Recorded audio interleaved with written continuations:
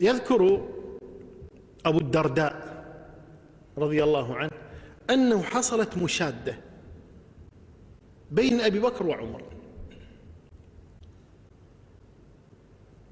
فأبو بكر رضي الله عنه في طبعه حدة، حاد الطبع، حاد الطبع يعني يغضب بسرعة، هذه أطباع، فكان طبع أبي بكر هكذا يغضب بسرعة.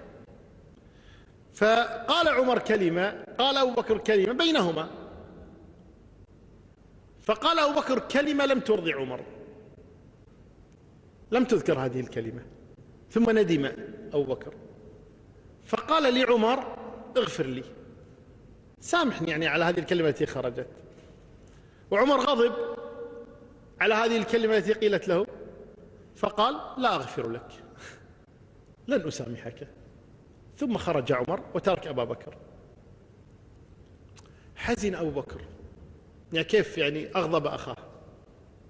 طيب حاول أن يعتذر منه، لم يقبل عمر، فذهب يشتكي عند النبي صلى الله عليه وسلم وهو مقبل. سبحان الله، الإنسان تظهر على تعابير وجهه يعني حالته. فلما رآه النبي مقبلا قال لمن عنده ومنهم أبو الدرداء أما صاحبكم فقد غامر، يعني عنده مشكلة صاحبكم هذا. فأقبل أبو بكر على النبي صلى الله عليه وسلم في وجهه الحزن والكآبة والضيق، فقال له النبي ما لك يا أبو بكر؟ قال يا رسول الله كان بيني وبين عمر حديث فأسرعت إليه، أنا اللي غلطان، أسرعت إليه بالكلام، فقلت له اغفر لي فلم يغفر لي، هذا اللي مضايقني، لم يغفر لي. ماذا قال النبي لعمر؟ ماذا قال النبي لأبي بكر؟ قال له يغفر الله لك يا أبا بكر، يغفر الله لك يا أبا بكر، يغفر الله لك يا أبا بكر. استغفر له 3 صلوات ربي وسلامه عليه. لم ينتهي الحديث.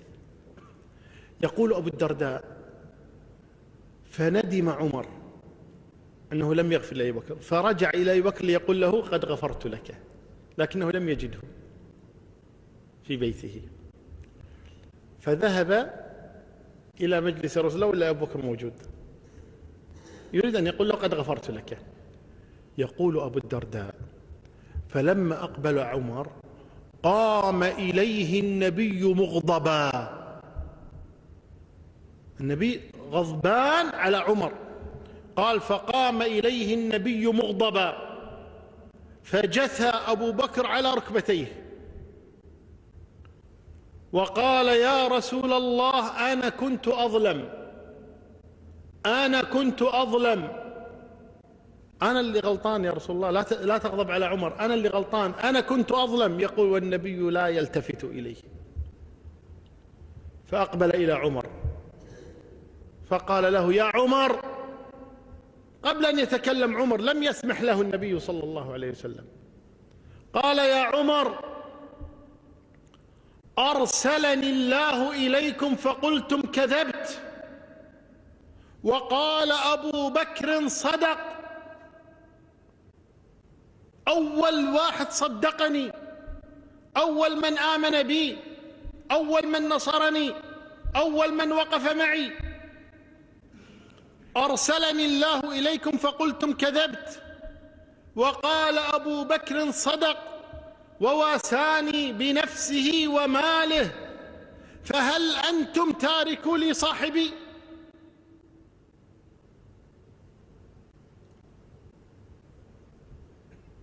عندها قال أبو الدرداء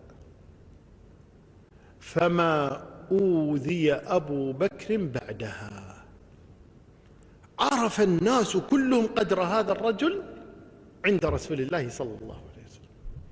يقول فما أوذي أبو بكر بعدها.